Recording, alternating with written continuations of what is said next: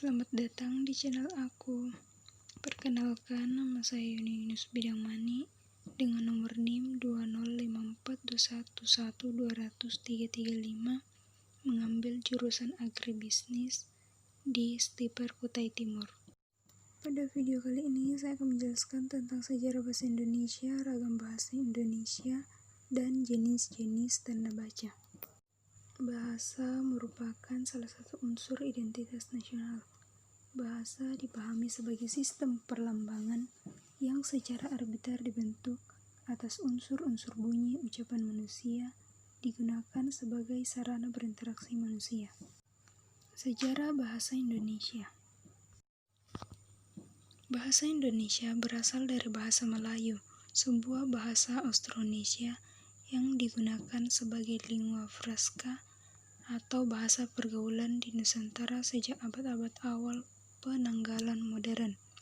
Bentuk bahasa sehari-hari ini dinamai dengan istilah Melayu Pasar. Perkembangan dan pertumbuhan bahasa Melayu bisa dilihat dari beberapa faktor peninggalan berikut. Yang pertama, tulisan terdapat pada batu nisan di Minyak-Tujoh, Aceh pada tahun 1380 Masehi. Yang kedua, prasasti Kedukan Bukit di Palembang pada tahun 683 Masehi. Yang ketiga, prasasti Kota Kapur di Bangka Barat pada tahun 606. Fungsi bahasa Melayu. Yang pertama, bahasa kebudayaan, yaitu bahasa buku-buku yang berisi aturan-aturan hidup dan sastra. Yang kedua, bahasa perhubungan, lingua franca antar suku di Indonesia. Yang ketiga, bahasa perdagangan baik bagi suku yang ada di Indonesia maupun perdagangan yang berasal dari luar Indonesia. Yang keempat, bahasa resmi kerajaan. Bahasa Indonesia secara resmi diakui sebagai bahasa nasional pada saat Sumpah Pemuda 28 Oktober 1928. Penggunaan bahasa Melayu sebagai bahasa nasional atas usulan Muhammad Yamin, seorang politikus, sastrawan, dan ahli sejarah. Bahasa Melayu diangkat menjadi bahasa Indonesia karena penyebutan istilah bahasa Melayu sudah dilakukan pada masa sekitar 683 sampai 606 Masehi, yaitu angka tahun yang tercantum pada beberapa prasasti berbahasa Melayu kuno dari Palembang dan Bangka. Prasasti-prasasti ini ditulis dengan aksara Pallawa atas perintah Raja Sriwijaya, kerajaan maritim yang berjaya pada abad ke-7 sampai abad ke-12. Wangsa Syailendra juga meninggalkan beberapa prasasti Melayu kuno di Jawa Tengah. Keping Tembagala Laguna yang ditemukan di dekat Manila juga menunjukkan keterkaitan wilayah ini dengan faktor penyebab bahasa Melayu diangkat menjadi bahasa Indonesia. Bahasa Melayu sudah merupakan lingua franca di Indonesia, bahasa perhubungan dan bahasa perdagangan. Yang kedua, sistem bahasa Melayu sederhana mudah dipelajari karena dalam bahasa Melayu tidak dikenal tingkatan bahasa atau bahasa kasar dan bahasa halus. Ketiga, suku Jawa, suku Sunda, dan suku-suku yang lainnya dengan sukarela menerima bahasa Melayu menjadi bahasa Indonesia sebagai bahasa Indonesia. Bahasa Melayu mempunyai kesanggupan untuk dipakai sebagai bahasa kebudayaan dalam arti yang luas. Penamaan bahasa Indonesia diawali sejak dicanangkannya Sumpah Pemuda pada tanggal 28 Oktober 1928. Ada beberapa tahap ejaan. Yang pertama, ejaan Van op Huysgen pada tahun 1901. Yang kedua, ejaan Republik Sewandi pada tahun 1947. Dan yang ketiga, ejaan bahasa Indonesia yang disempurnakan. Bahasa Indonesia sebagai bahasa nasional berfungsi sebagai lambang kebangsaan nasional, lambang identitas nasional, alat pemersatu masyarakat yang berbeda-beda latar belakang sosial, budaya, dan bahasanya antar daerah. Bahasa Indonesia berfungsi sebagai yang pertama, bahasa resmi kenegaraan, yang kedua, bahasa pengantar resmi di lembaga-lembaga pendidikan, yang ketiga, bahasa resmi di dalam tingkat nasional untuk kepentingan perencanaan dan pelaksanaan pembangunan serta pemerintah. Yang keempat, bahasa resmi dalam pengembangan kebudayaan dan pemanfaatan ilmu pengetahuan serta teknologi modern.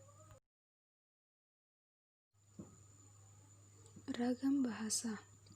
Ragam bahasa yaitu varian dari sebuah bahasa.